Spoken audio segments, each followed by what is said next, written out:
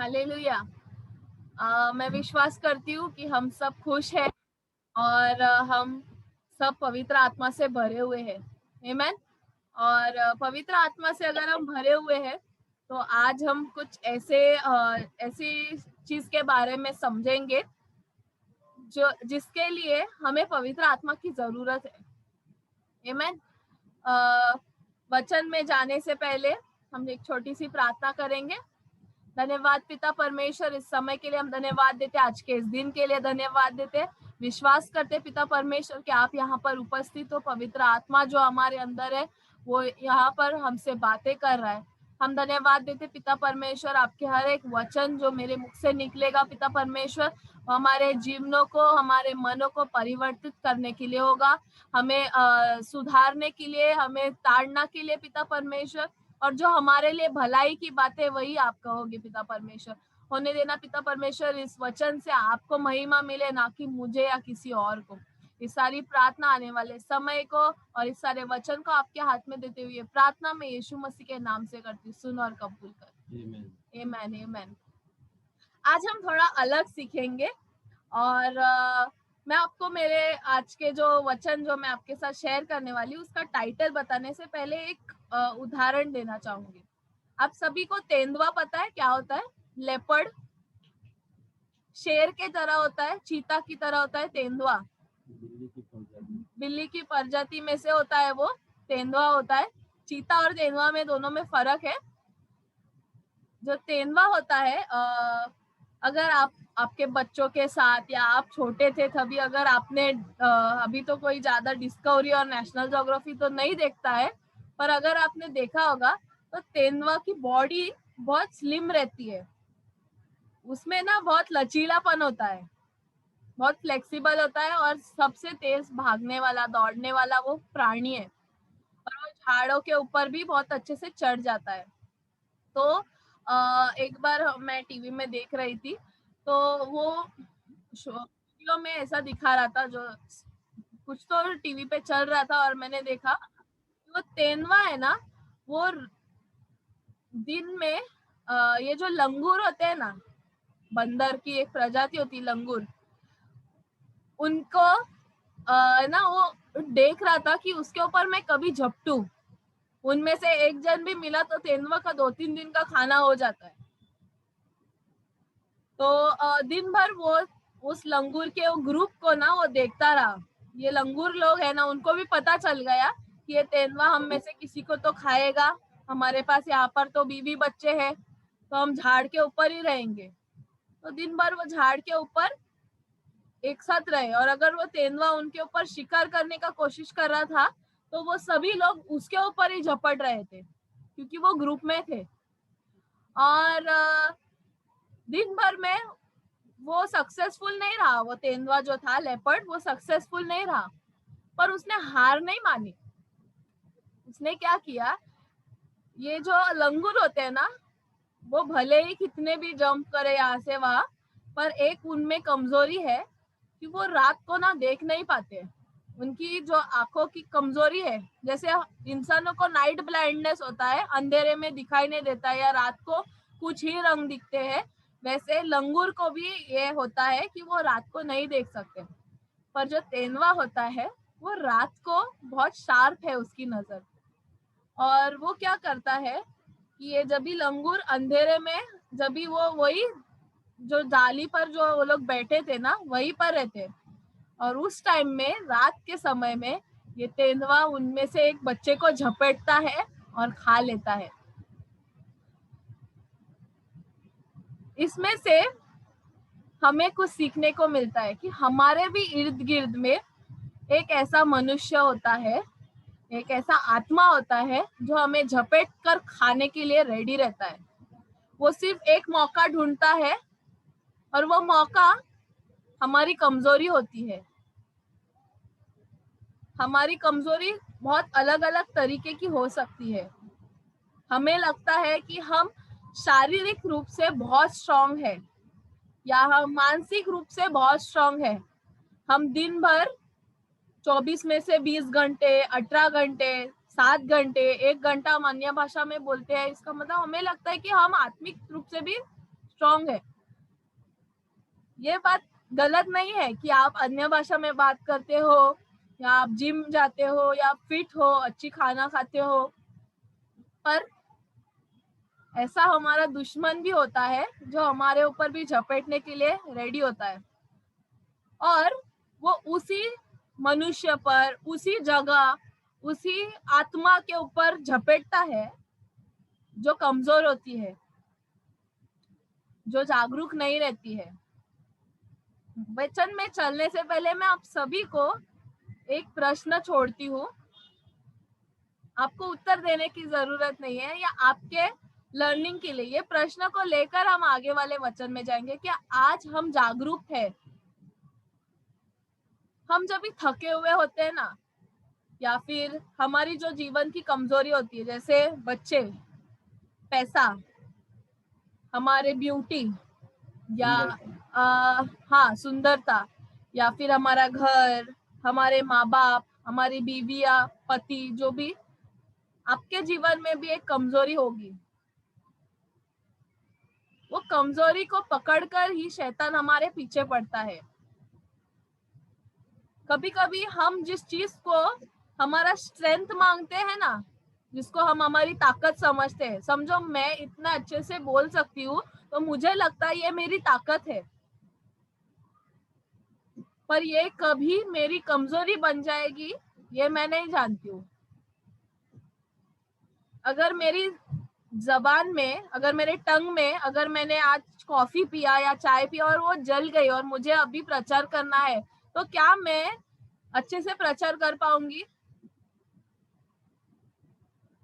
नहीं कर पाऊंगी, क्योंकि मेरा फोकस उस जबान पे रहेगा, राइट? तो ये मेरी कमजोरी भी है और मेरी ताकत भी है।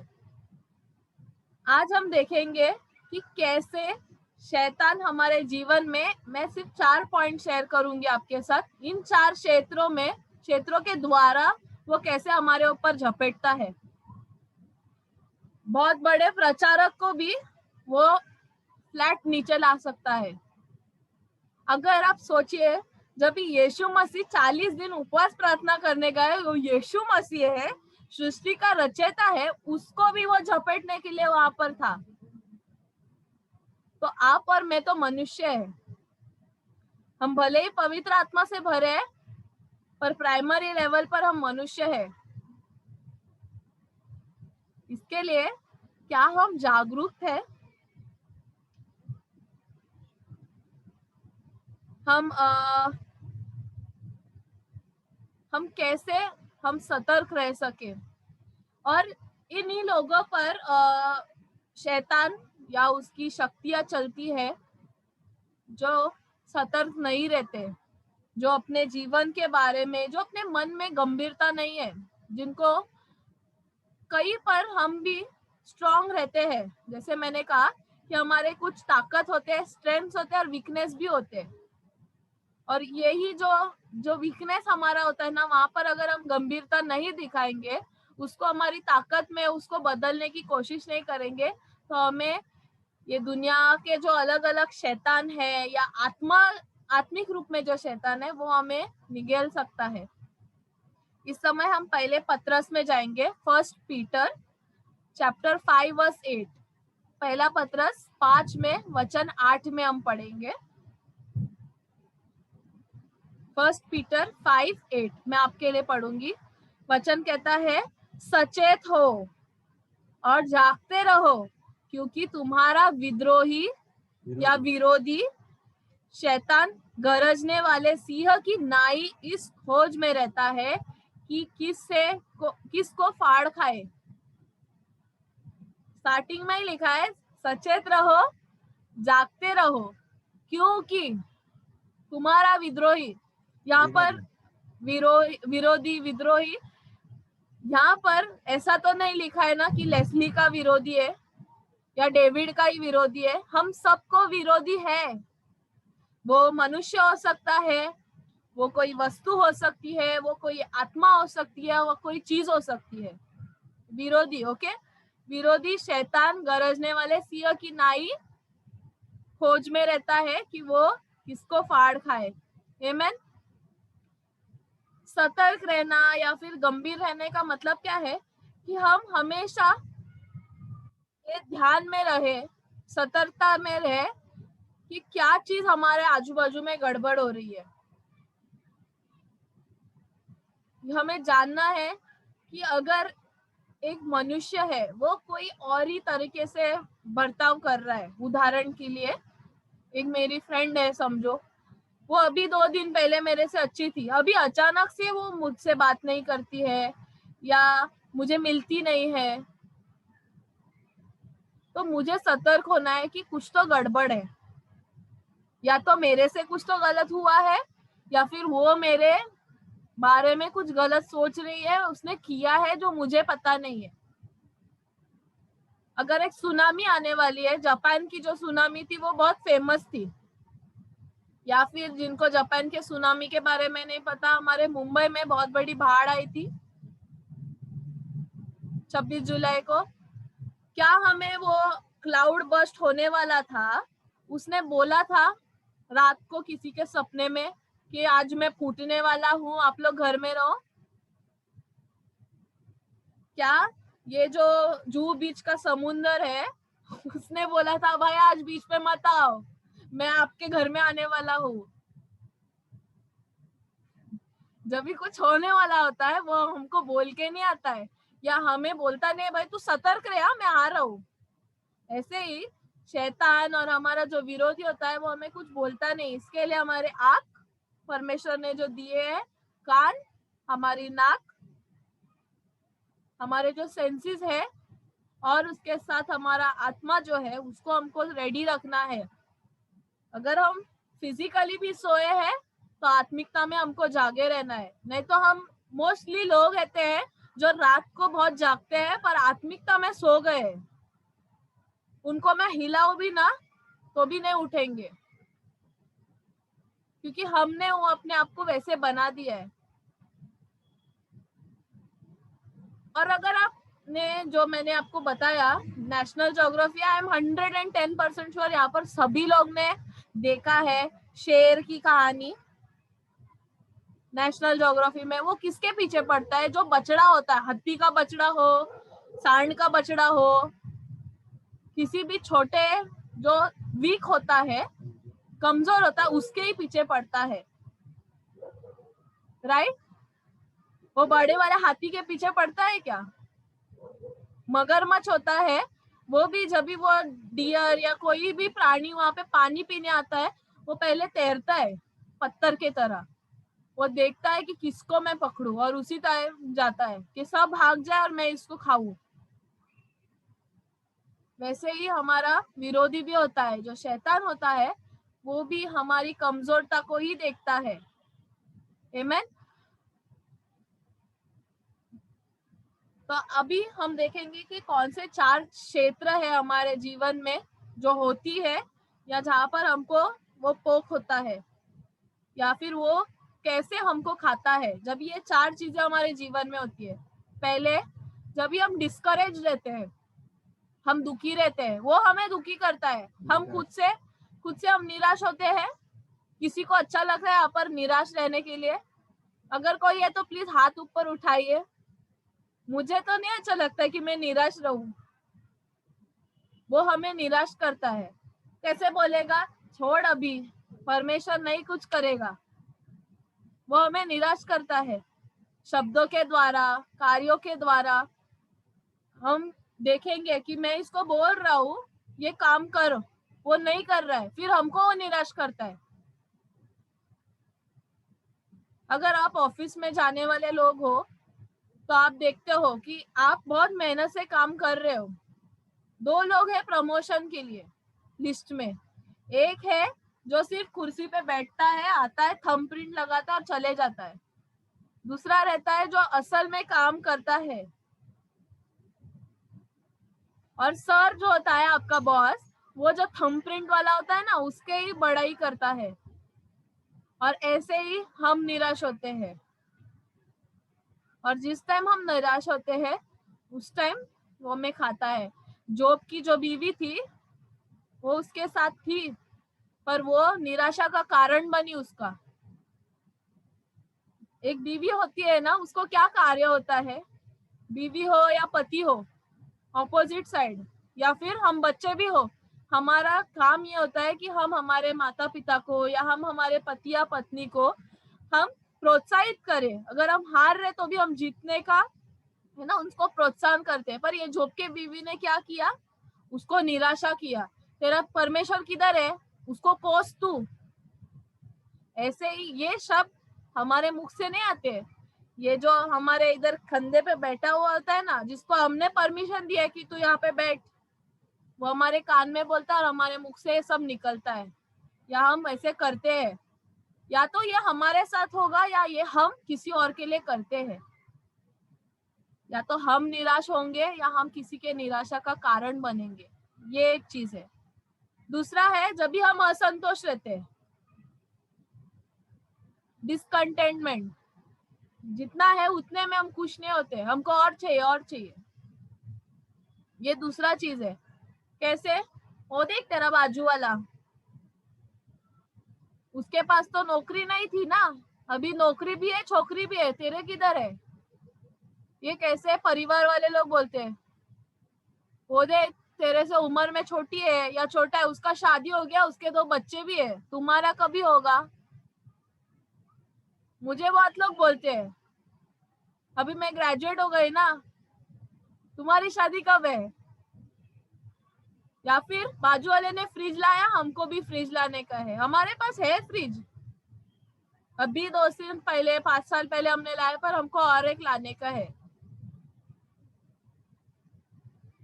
जो शैतान होता है ना, वो हमारे जीवनों में आई हुई आशीष या आने वाली आशीषों से जलता है। इसके लिए हमें वो लोगों की चीजें दिखाता है, लोगों के गुण दिखाता है। कलीसिया में भी होता है, कभी कभी वो प्रार्थना कर रही है, हम यहाँ पर इतने साल से चर्च में, हम क्यों नहीं प्रार्थना कर पा रहे। होता है, हम मनुष्य, हमारे मन में आता है। पर इस चीज को, इस भावना को हमें कैसे कंट्रोल करना है ना, ये जब भी हम आत्मा में जागरूक रहेंगे ना, तभी हम कर पाएंगे। नहीं तो हम लाइफ टाइम लोगों के ऊपर जलते रहेंगे, इसके उसके जीवन में हम ताड़ते झांकते रहेंगे और हम कहीं नहीं पहुंचेंगे।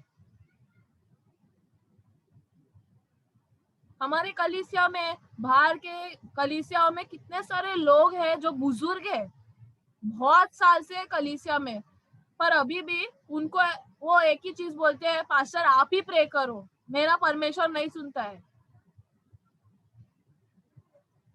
क्योंकि हम जागरूकता से प्रार्थना नहीं करते, हम विश्वास से ही प्रार्थना नहीं करते। हमें सिखाना चाहिए ना कि प्रार्थना करो, पर हम खुद ही अभी तक स्टूडेंट बनकर है। ये इसके लिए क्योंकि हम दूसरे के जीवन में देखते रहते हैं और अपने जीवन से असंतुष्ट रहते हैं।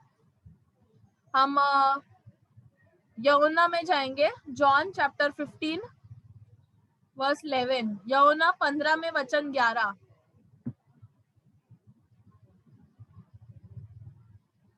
वचन कहता है, यूहन्ना 15 में वचन 11, मैंने ये बात तुमसे इसलिए कही कि मेरा आनंद तुम में बना रहे और तुम्हारा आनंद पूरा हो जाए। क्या कहता है, मैंने तुमसे ये बात इसलिए कही है। परमेश्वर को पता है हमारे जीवन में असंतुष्टि आएगी, इसके लिए उसने कहा है कि मेरा आनंद तुम में बना रहे। किस में बना रहे, बाजू वाले में नहीं, मेरे में। कहिए मेरे में बना रहे, परमेश्वर का आनंद मुझ में बना रहे, ताकि मेरा आनंद पूरा हो। आमीन। अगर कलीसिया के लोगों से मैं बात कर रही हूँ, अगर हम असंतुष्टि में जिएंगे ना, हम डिप्रेशन में चले जाएंगे। ये जो असंतुष्टि होती है ना, परमेश्वर की ओर से नहीं होती है। ये इसके लिए आती है क्योंकि हम कुछ चीजों को अभी भी हमारे बोझ को लेकर बैठे हैं। हम यहाँ से कितना भी गाना गाए, अपना बोझ यीशु पे डालो, वो तुमसे प्यार करता है, हम वो गाना गाने के लिए गाते हैं, पर हम असल में नहीं डालते हैं। हमें ग्रेटफुल रहना बहुत जरूरी है। परमेश्वर को हमको धन्यवाद हर दिन देना है। आमीन।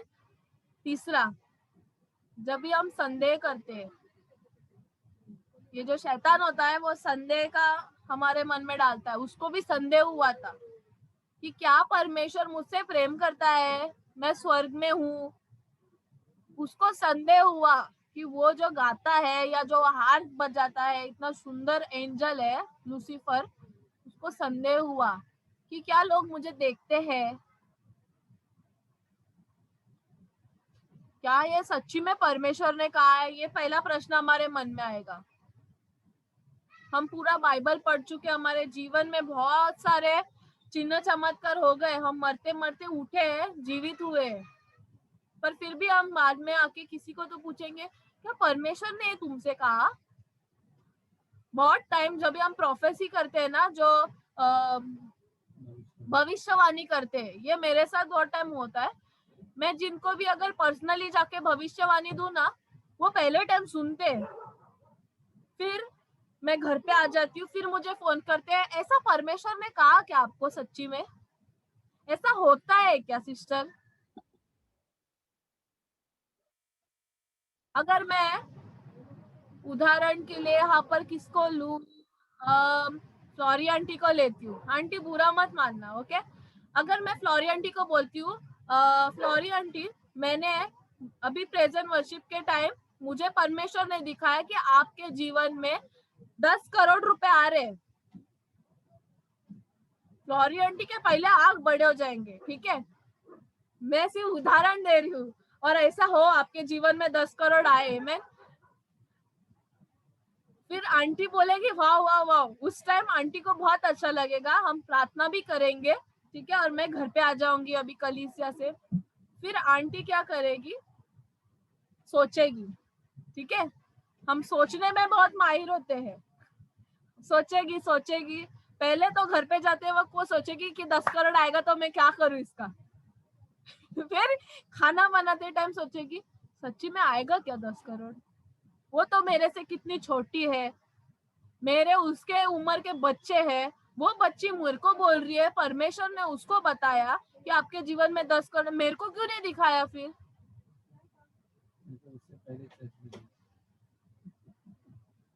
हाँ, मैं भी तो कलीसिया में उसके पहले से हूँ ना, मैं तो उसकी मम्मी की राइट हैंड हूँ या लेफ्ट हैंड हूँ।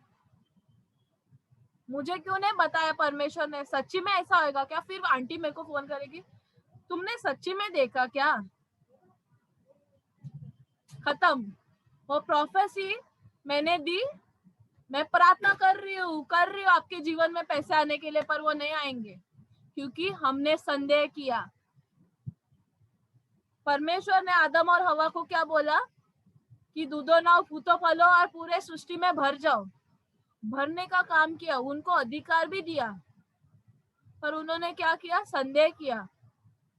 परमेश्वर के लेवल के वो लोग थे, उनको बोलने की जरूरत नहीं थी। पूरे सृष्टि में 2 ही मनुष्य थे और बाकी इतने सारे प्राणी, पानी, सब। उस दिन मेरे डैडी पूछ रहे थे, ऐसे हम लोग डिस्कशन चल रहा था कि जमीन के ऊपर के जानवर के नाम देना ठीक है, समुद्र के नीचे कैसे गए वो लोग नाम देने के लिए। ये वेल है, ये शार्क है, या ये झींगा है बहुत सोचने वाली चीज है ना।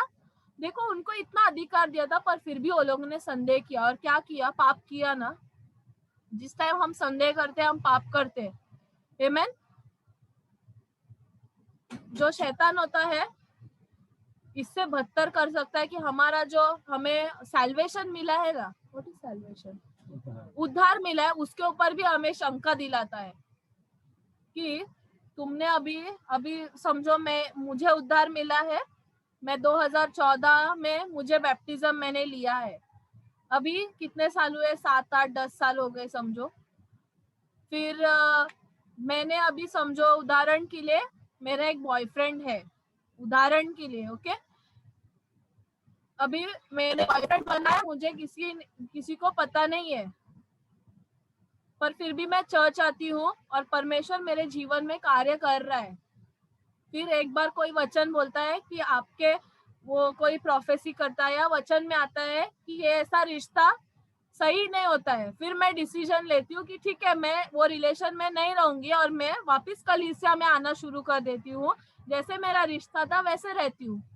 पर फिर एक बार शैतान मेरे दिमाग में बोलता है कि ठीक है तुमने अभी ब्रेकअप तो कर लिया है, पर ना तुम्हें पता है तुमने बॉयफ्रेंड बनाया सिर्फ, वो भी गलती हो गई ना तुमसे, अभी तुम्हारा उद्धार चला गया, अभी तुम स्वर्ग में नहीं जाएंगे। ऐसा शैतान कार्य करता है हमारे जीवन में। हमें ये जानना जरूरी है कि परमेश्वर हमारा प्रेमी है, वो हमसे प्रेम करता है। हमने भले ही कितने भी गलतियां की हो, अगर हम सच्चे दिल से उसके पास रिटर्न आते हैं ना, तो हमारा उद्धार छीनता नहीं है परमेश्वर। पर हाँ, हमारे उद्धार को संभालना, उसको बढ़ाना, हमारे जीवन को परमेश्वर के राज्य में चलाने की जिम्मेदारी हमारी होती है। आमीन। ये हमारी जिम्मेदारी होती है। पर एक जो अगर हम संकोच करेंगे ना, हम संदेह करना, जैसे डाउट करना शुरू कर देते हैं ना, वैसे हमारा जो रेल है ना ऐसे नीचे नीचे जाता है। आमीन। हम मत्ती में जाएंगे, मत्ती 14 में 31, मैथ्यू चैप्टर 14 वर्स 31।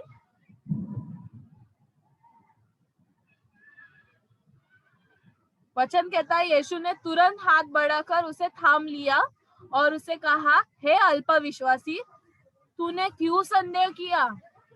ये कभी का है जब भी पतरस पानी पर चलता है। पतरस और यीशु मसीह के अलावा मुझे नहीं लगता इस सृष्टि में कोई है जो पानी पे चला है आज तक। मेरी बहुत इच्छा है, मैं तो मेरे मम्मी को हमेशा बोलती हूँ, मेरी इच्छा है कि परमेश्वर मेरे को पानी पर चलाए, पानी पर चला है, आसमान में चला है, हवा में उड़ा है, ये सब मेरी इच्छा है। पर पतरस ने यहाँ पर इतना कार्य उसने देखा था, परमेश्वर ने कितने सारे ये चमत्कार ये होने से पहले कितने सारे चिन्ह चमत्कार किए। पतरस वहां पर था जीसस के साथ, तो भी उसने संदेह किया। और इसके वजह से परमेश्वर का वचन कहता है, बाइबल में कहता है मत्ती में, कि हे अल्पविश्वासी, तूने क्यों संदेह किया, क्यों किया, तुम अभी डूब रहे हो। हम हमारे संदेह के वजह से हम डूब जाते हैं। हम जब भी संदेह करते तभी हम शैतान को चांस देते हैं, हमारे विरोधी को चांस देते हैं कि वो हमारे ऊपर झपटे। जब एक चोर चोरी करता है ना, तो वो पहले तो चोरी कर लेता है, ठीक है, उसके बाद उसको अभी सोना चोरी किया उसने, बहुत टाइम जो पुलिस होती है या सीआईडी वाले होते हैं, वो लोग कैसे पकड़ते पता है चोर को, जब भी चोर वापिस उसी सीन पे आ जाता है। अगर समझो किसी ने मेरा यहाँ से कुछ चोरी किया है मेरे घर से, तो वो चोर है ना यहाँ पर घूमते रहेगा देखने के लिए क्या हो रहा है, मेरे ऊपर कोई शक आया है क्या, और तभी उसको पकड़ लेते हैं। क्यों? क्योंकि मेरे सीसीटीवी में दिख गया ना, मेरे आजू बाजू वाले लोगों ने देखा, हाँ ये चोरी होने के 2 दिन पहले से इसको देख रहे, आज तक ये बार बार इधर आता है, नहीं तो दिखता नहीं था। उसने संदेह किया कि मेरे ऊपर कोई संदेह तो नहीं कर रहा है। हम संदेह करते हैं कि परमेश्वर मुझे ये चीज मिलने वाली है क्या। परमेश्वर ने कहा क्या, promotion comes from the Lord, उन्नति परमेश्वर की ओर से आती है। और हम सच्ची में पूछते, परमेश्वर मिलेगा क्या। परमेश्वर ने हमको क्या कहा, आदम और ईव से भी, अब्राहम को 100 साल में उसने बच्चा दिया, और हम 20-25 साल में या 30 साल में पूछते, परमेश्वर मेरे को बच्चा होएगा क्या, या फिर मेरे कोख में जो बच्चा पल रहा है वो नॉर्मल रहेगा क्या, उसका हाथ में 5 ही उंगली रहेंगे क्या। जब भी उसने कहा कि मैं तुम्हारे माँ के कोख में रचने से पहले सारी योजनाओं को जानता हूँ, तो वो जानता है और हर एक चीज वो अच्छी देगा, हमें गलत नहीं देगा।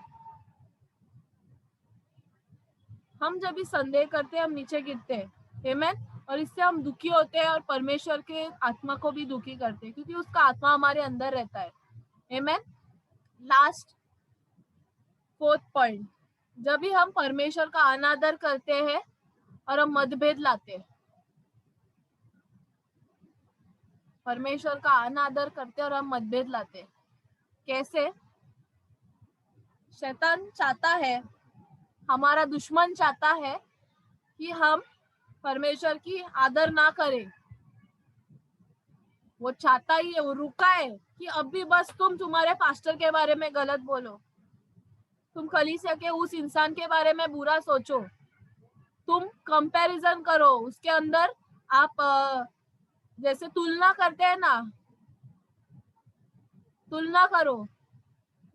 ये सब चीजें जब भी हमारे मन में आती है, हमारे विचार में आते हैं, हमारे एक्शंस में आते हैं, उस टाइम हम परमेश्वर का अनादर करते हैं।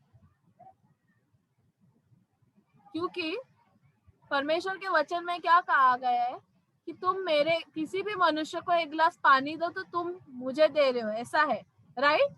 आपके भी वचन में वही कहा है ना, बाइबल में।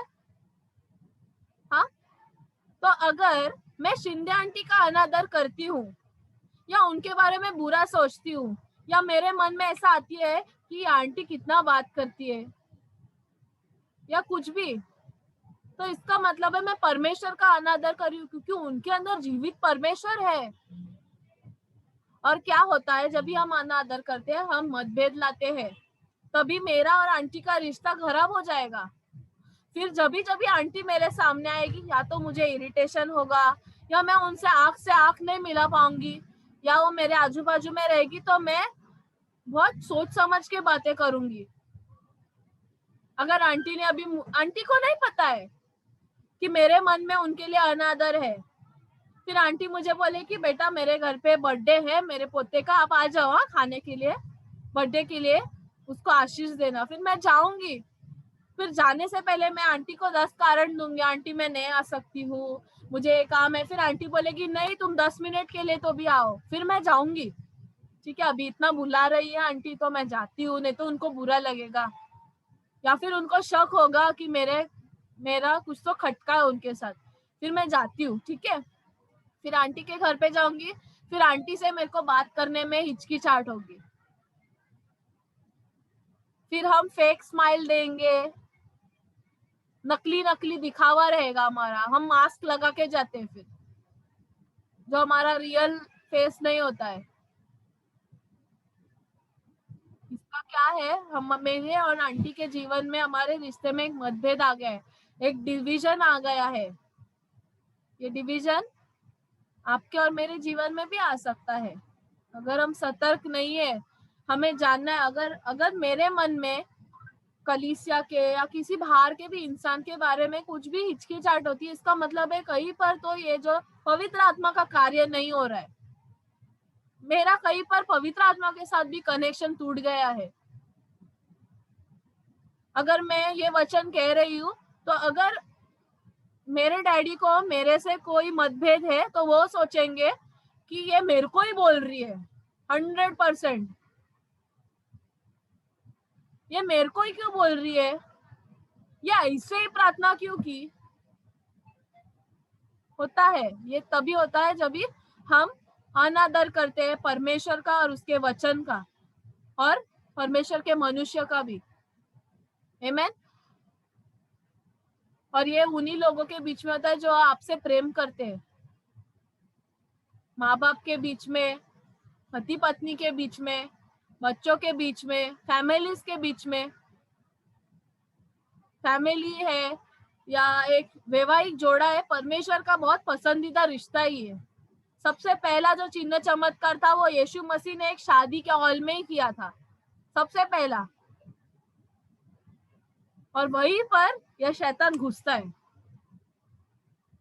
वहीं पर घुसेगा। जिस चीज को, जिस मनुष्य को आप प्रेम करते हो ना, वहीं पर यीशु मसीह से हम सभी लोग प्रेम करते हैं, पर हम एक ना एक बार तो उसका अनादर करते हैं ना। कोई वचन आया है, नहीं मेरे लिए नहीं है, जिस टाइम हम ये सोचते हैं नहीं मेरे लिए नहीं है, उस टाइम हमने परमेश्वर का अनादर किया। हर एक वचन आपके और मेरे लिए ही है, ये वचन मेरे लिए ही है। जिस टाइम मैं बोलती है मेरे लिए नहीं है, इसका मतलब है कि मैंने परमेश्वर के ऊपर अपने आप को रख दिया। आमेन। इसके वजह से घर टूटते हैं, रिश्ते टूटते हैं, कलीसिया टूटती है। और कौन जीतता है यहाँ पर?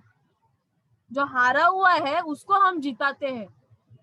कितने साल पहले यीशु मसीह ने उसको हरा दिया। परमेश्वर ने अपने पुत्र को वहां पर मानसिक शारीरिक रूप में हरा दिया, ताकि जो आत्मिक क्षेत्र में घूम रहा है वो हार जाए। और हम क्या करते हैं, हमारे शारीरिक चीजों को, हमारे अभिलाषाओं को जिताने के लिए हम एक हारे हुए आत्मा को जिताते हैं। शैतान हमको हमारे साथ बहुत खिलवाड़ करता है, हमारे मन के साथ खास करके।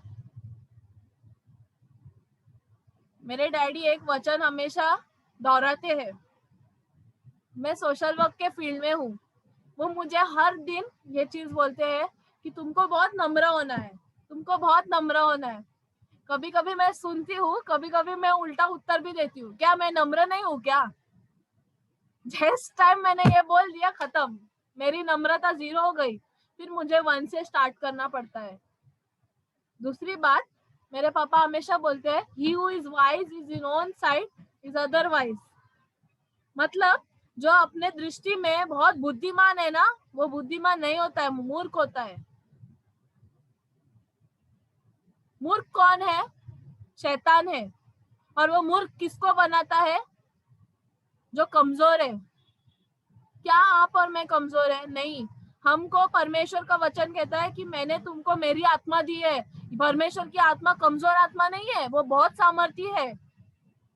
उसके एक शब्द से ये दुनिया है ना, पानी में वापस बदल सकती है।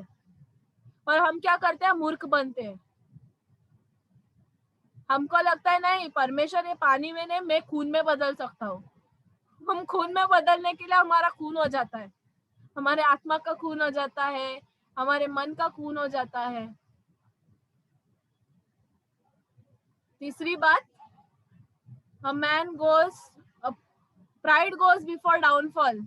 घमंड के सामने हम टूट जाते हैं। घमंड पहला आता है हमारे जब गिरावट के पहले।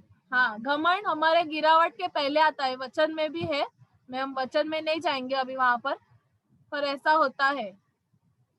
हम गिरते हैं जब भी हम परमेश्वर के मनुष्य का परमेश्वर के वचन का अनादर करेंगे, हम गिरते हैं और हमारे बीच में मतभेद होती है। मूसा का क्या हुआ? मूसा को परमेश्वर ने, आप पढ़ सकते हैं बाद में, गिनती 20 में आप अगर पढ़ेंगे, आप लिख सकते हैं, जो लोग लिख रहे, गिनती 20 में 7 से आप 11 वचन में पढ़िए। अगर आप रिवीजन वाले लोग हो तो आप जरूर पढ़ेंगे। नंबर चैप्टर 20 वर्स 7 to 11 में आप पढ़ेंगे कि परमेश्वर ने मूसा को क्या कहा कि ठीक है, पानी नहीं आ रहा है ना, पीने को बहुत प्यास लगी है, ये पत्थर है ना, इसको बस आपकी लाठी से छुओ, पानी का झरोका आएगा। हाँ, वहां से वाटरफॉल होगा। ये बहुत इसको घमंड था, इतने लोगों को मैं लेके घूम रहा हूँ, है जल्दी जल्दी पानी आएगा, ऐसे लगा रहेगा उसको, मूसा को। छूने से क्या होगा? इतना बड़ा पत्थर है, एक काम करता हूँ, मैं लाठी को मारता हूँ। उसने मारा, पानी जरूर आया। जो शैतान था वो जब इस स्वर से गिरा, अभी भी लोग उसकी प्रशंसा करते हैं। जितने विश्वासी लोग हैं उसके 2 टाइम डबल अन्य विश्वासी लोग हैं, उसकी महिमा होती है। पर उसका क्या है, वो लोग को गिफ्ट क्या मिलने वाला है? मृत्यु, आनंद काल की मृत्यु।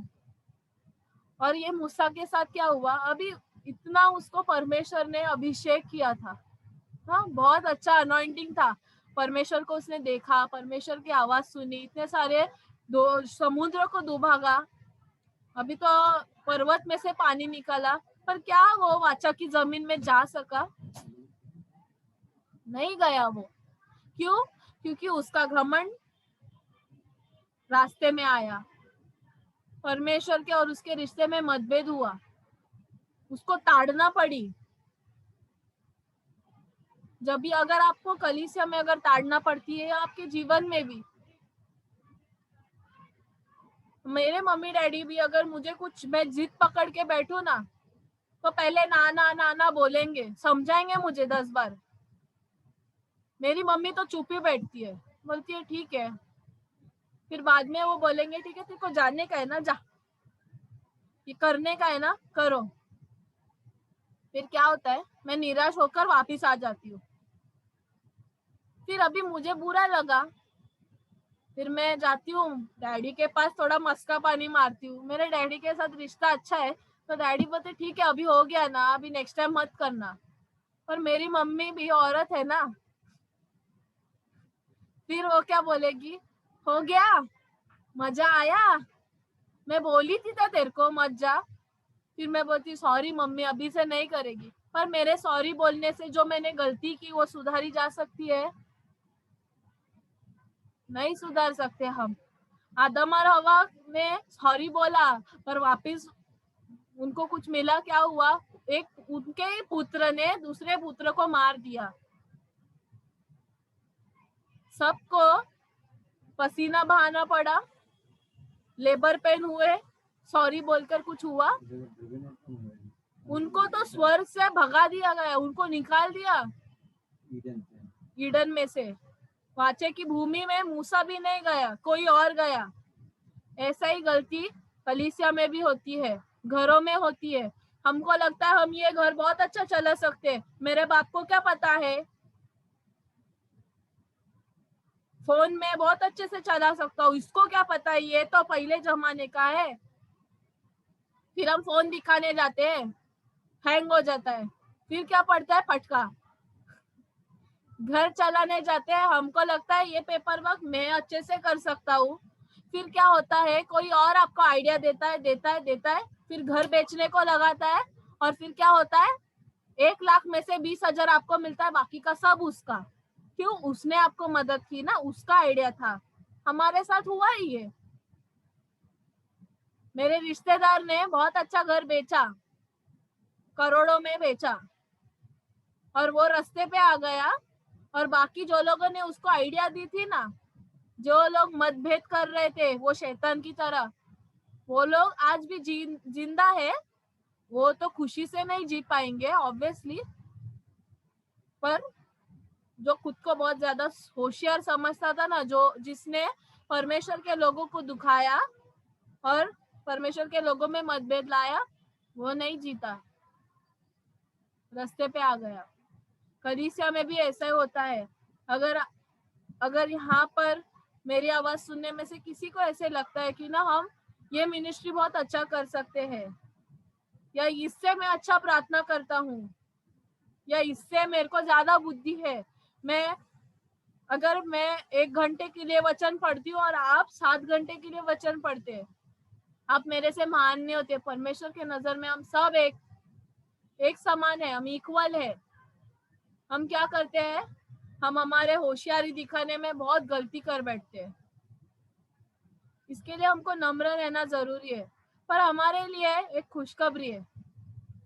खुशखबरी ये है कि यीशु मसीह ने शैतान के ऊपर जीत पाई है। आमीन। और हमें इस बात के ऊपर गर्व करना है कि यीशु मसीह ने ये मेरे लिए किया, यीशु मसीह ने ये फ्लोरी आंटी के लिए किया, यीशु मसीह ने ये मोहिनी के लिए किया, यीशु मसीह ने ये जयंती के लिए किया। उसने क्या किया?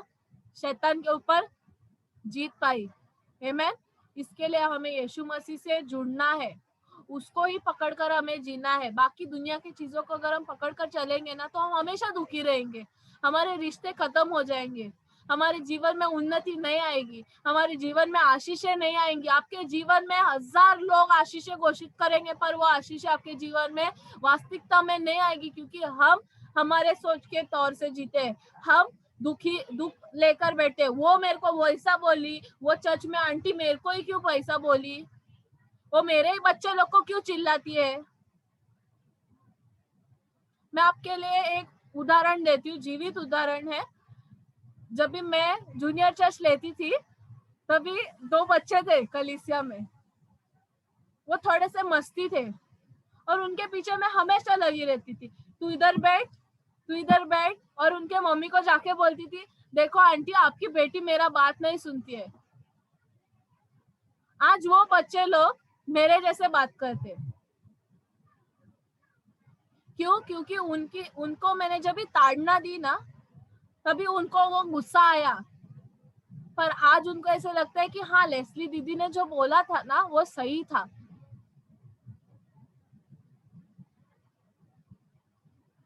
हम अगर ताड़ना को सही तरह से लेना, वो सुन सुन के पक गए मेरी बात को, अभी वो लोग ने जूनियर चर्च छोड़ दिया है, पर आज वो जो है ना, जिस तरह से वो बाकी बच्चों लोग के साथ व्यवहार करते हैं, वो जानते हैं कि ये बच्चे को कैसे कंट्रोल करना है। उनको आज अगर मैं बोलूं बेटा तुम ले लो जूनियर चर्च, मैं कॉलेज से लेट आ रही हूँ, ले लेंगे। उनको जबरदस्ती मैंने प्रार्थना करने को लगाया, क्योंकि मैं जबरदस्ती करती थी, वो घर में भी करते थे। शायद उनके घर से वो सीख के आए, शायद मैं उनकी माँ ने उनको बहुत अच्छे से सिखाया। उनको अभी मैं प्रेजेंट वर्शिप करने बोलूं, उनको शर्म नहीं आएगी। कभी कभी हमें ताड़ना को हमारे जीवन के उद्धार की तरह समझ कर लेना है। आमीन। तभी हम जीवन में आगे बढ़ेंगे। उन्होंने भले उनकी माँ को जाकर कंप्लेंट किया रहेगा उस टाइम, क्योंकि वो बचपने में थे, हम आज बच्चे नहीं है ना। पर फिर अभी हम लास्ट वचन देखेंगे जो मैंने खुशखबरी आपको बताई। यहूदा में जाएंगे, जूड चैप्टर 1 वर्स 24 और 25। यहूदा 1 में वचन 24 और 25 हम पढ़ेंगे। वचन कहता है, अब जो तुम्हें ठोकर खाने से बचा सकता है और अपनी महिमा की भरपूरी के सामने मगन और निर्दोष करके खड़ा कर सकता है, और उद्यत परमेश्वर हमारे उद्धारकर्ता की महिमा और गौरव और पराक्रम और अधिकार हमारे प्रभु यीशु मसीह के द्वारा जैसे सनातन काल से है, अभी भी होकर युगानुयुग रहे। आमीन। वो हमारे साथ युगानुयुग के लिए रहने वाला परमेश्वर है। आमीन।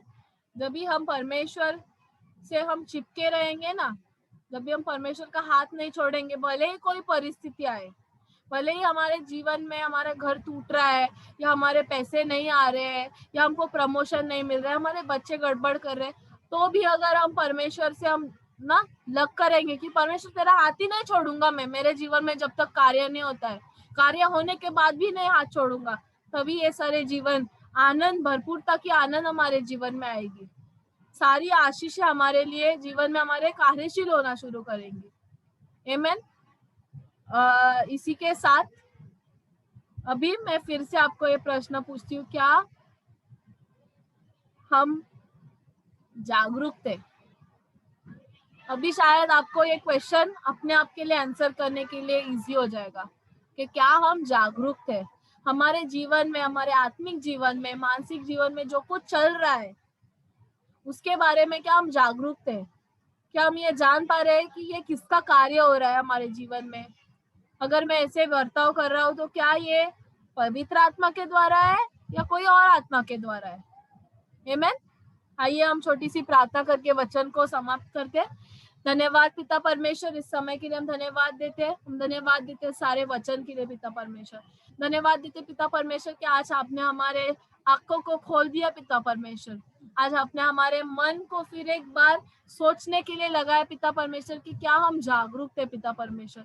होने देना पिता परमेश्वर, जब जब हम आपका वचन पढ़े हम जागरूक हो, हम सतर्क रहे कि पिता परमेश्वर कि हमारे जीवन में, हमारे इर्द गिर्द कौन सी आत्मा मंडरा रही है, कौन हमारे द्वारा ये कार्य करा रहा है, या क्यों हम ये चीज कर रहे हैं। होने देना पिता परमेश्वर कि आपका अनुग्रह, आपका सामर्थ्य हमारे लिए ऐसा बना रहे पिता परमेश्वर कि हम गलत कदम उठाने से पहले पिता परमेश्वर आपकी आवाज को सुन पाए पिता परमेश्वर, आपकी आत्मा को हम महसूस कर पाए पिता परमेश्वर। अगर आज हमने पिता परमेश्वर हमारे जीवन में आपका प्रेम, आपका आत्मा अगर ठंडा हुआ या गुनगुना हो गया पिता परमेश्वर, उसको हम पिता परमेश्वर उत्तेजित करते इस समय यीशु मसीह के नाम से पिता परमेश्वर। धन्यवाद देते पिता परमेश्वर कि आज फिर एक बार पिता परमेश्वर पवित्र आत्मा के द्वारा आपने हमको ये नया मार्ग दिखाया पिता परमेश्वर, या हम जो मार्ग से भटके थे पिता परमेश्वर, वहां पर आपने हमको लाया पिता परमेश्वर। हम धन्यवाद देते पिता परमेश्वर। हर एक जो लोग इस वचन को सुने पिता परमेश्वर, आप उनको यीशु मसीह के नाम से मैं आशीषित घोषित करती हूँ। उनके ऊपर पिता परमेश्वर हर एक आशीष बनी रहे पिता परमेश्वर, आपका अभिषेक उनके जीवन पर बना रहे, ये मैं आपसे प्रार्थना करती पिता परमेश्वर। ये सारी प्रार्थना, ये समय और ये वचन में यीशु मसीह के नाम से धन्यवाद के साथ मांग कर कहती हूँ। आमीन, आमीन।